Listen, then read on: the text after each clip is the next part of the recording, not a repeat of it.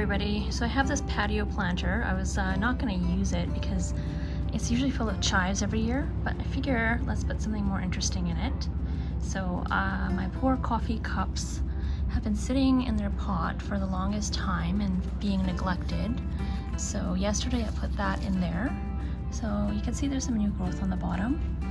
So that's looking good. And for the rest of the container, I thought I would use this flamethrower sriracha coleus. So it's a beautiful foliage and lovely color. I like that just hint of lime green on there.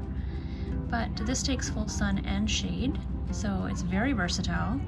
It's a tidy habit, works great in landscape and pots, so I think that'll look really nice in this pot with the coffee cups. And basically this says it is a great accent plant. It is frost tolerant and thrives in the heat. So it needs 2 to 6 hours of direct sun each day, heavy water, 16 to 18 inches apart, or 41 to 46 centimeters, 12 to 18 inches high, blooms early spring to autumn. So I saw that and I thought that would look really nice with the coffee cups, because the coffee cups does have kind of like this almost burgundy stem, and that kind of picks up the color, I thought. And I did also have something that totally is different, but this is a supertunia. I think it's called persimmon, and I just happen to have it, so I thought, you know what, let me try that in this container. It doesn't really go that much, but I figured it kind of trails, so that might be good. So I thought I'd put that in there. Then I wanted some kind of different texture, so I thought I would go with this euphorbia, and this one is called breathless euphorbia blush, because it has just a tinge of pink in there, and it's a full sun plant, stunning in mixed containers. And let's see, what else can I tell you about this plant? So it flowers all season, no deadheading or less watering is required. Full sun, 6 to more hours of sun each day, light water, 10 to 12 inches spacing, 8 to 12 inches tall, bloom spring to fall. So it doesn't need as much water as the coleus, but I think if I put them on opposite sides of each other, then I'll just water on this side, and then whatever water goes over there will go over there. And what I also thought about putting in here for a contrasting leaf texture is this heliotrope. So this is the green blue heliotrope. It's an annual, it's a scented annual, and basically it needs full sun to part shade, upright, moist soil, feed every 2 weeks, 15 to 20 inches high, 12 to 14 inches wide, zones 9 to 11.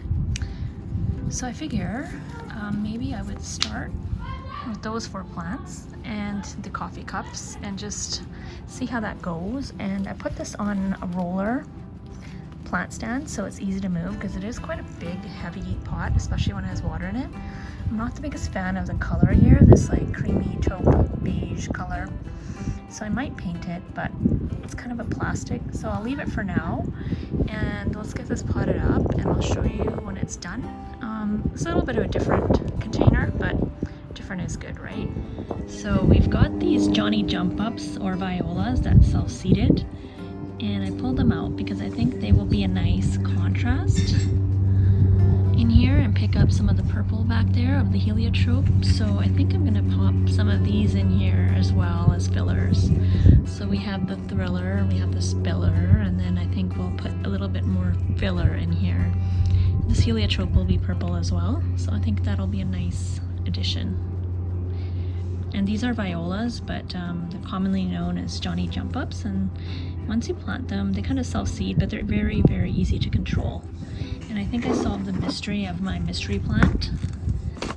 This one I think is the same leaf structure as the Johnny jump up, so I think I figured out what this is. So it will turn into this. So let's put those in here as well. All right, we're done with this one. Just gonna give it a little bit of water and maybe clean up the leaves just a bit. And very different type of container, but I think it is really nice. I'm gonna cut back this petunia because it's very straggly, so I'm gonna give it a cut, shear back, so it can flush out new. It doesn't look like much now, but I think it'll look really good when it's filled out. Alright, so I took a break because it was really hot, so I did the container, and now I'm on the front. I got some annuals on sale. The nursery was the last day today for their season, so I got some good deals on some plants.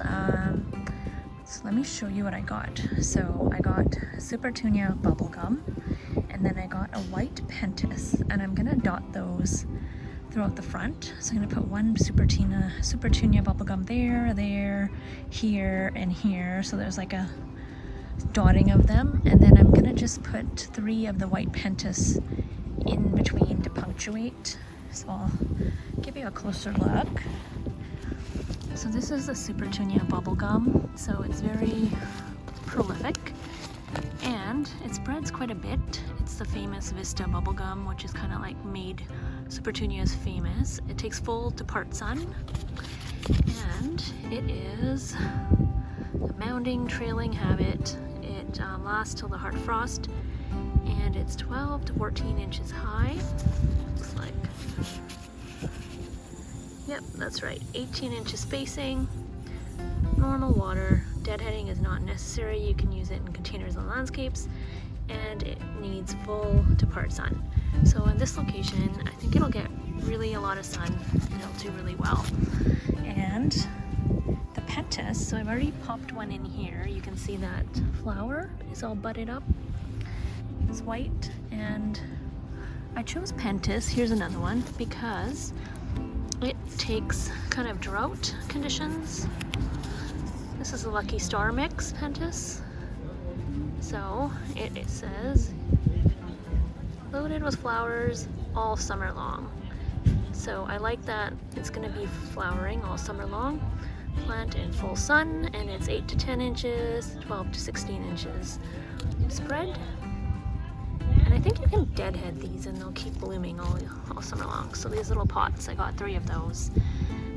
So let's just get these in the ground and then see how they look. Okay, so I wanted to just show that I had sheet mulched this, but it's super easy to get into the cardboard. So I just thought I'd show that on camera, how I do that, in case somebody's interested. Basically, I just wipe aside the compost or mulch, and then you can either use scissors if you like, but I find just a shovel works okay.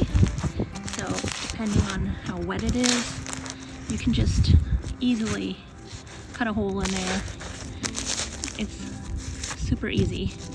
And then once you've got a hole, I just kind of move the dirt to the side. And that's why I like planting small plants, because they're actually easier to plant. So now I've got my hole, and what I'm going to do is just pop the supertunia out. There we go. Nice healthy root system, very healthy plant. See, actually I think I need to do it deeper. Usually I do it with 2 hands and it's a little bit easier. So let's make a deeper hole. Alright, that should do it. So let's pop that in. That's about right. Put the dirt back around as much as we can. Try to pack the dirt in, soil I should say, but yeah, it's pretty clay, and I always try to get this plastic netting out wherever I can. And once I've got the plant in, I try to just kind of put the paper back where it was as much as possible, and then just cover it back up with the compost or the mulch. Might have to get more and put it on top, but basically you get the idea. So that's planted, and I did that with all of them. It was really easy. So don't think after you sheet mulch you can't plant anything. It's actually pretty easy to do. So we got supertunia, bubblegum, white pentas, another supertunia, white pentas down here, another supertunia, white pentas, another supertunia. So I think that'll look good once it's all blooming. And normally I don't really plant a lot of annuals because I kind of used to think it was a waste of money. But now, you know, I wasn't gonna plant anything along the edge except for perennials. And I don't think you even need to plant anything, but I think it'll just give that nice pop of color. And when you get really good deals, like end of season deals, like this nursery was closing their doors for the season and they don't open again till like Christmas time when they do the poinsettias. And yeah, basically everything was half off. So the supertunias were $4.25 and then half off. So it was a really good deal. And I think they'll give me really good staying power and color all season long. And it will just brighten up this little area where we have a lot of mulch anyways. And this year I've added the salvia as well, which is perfect profusion. So you can see it's like a really pale lavender, like a periwinkle kind of color. So that's really nice. And I put some boom boom white dahlias in here as well.